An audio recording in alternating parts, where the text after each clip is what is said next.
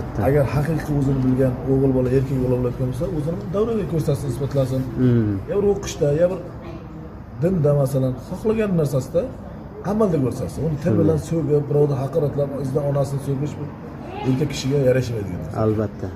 Shuning uchun bu yozayotganda surxondaryoliklar, qashqadaryoliklar deyish bo'lmagan narsa. To'g'ri narsa emas. Bittamiz. Inshaalloh bundan keyin ham Xudo xolasa. Shuning uchun bizni boshimiz ajralmagan, oqisidan ajralmaymiz nasib bo'lsa. Shunda Islom Polvon bilan kurashganimda endi nima desam bo'ladi, agar ko'p musobaqaga tortib ketayotgan bo'lsa chala bor aka. Shunday deng.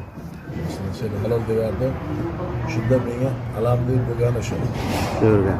Chunki men hech vaqt nohaqlik ko'rmaganman. Shu paytgacha. Bitta shuni deb bilasiz.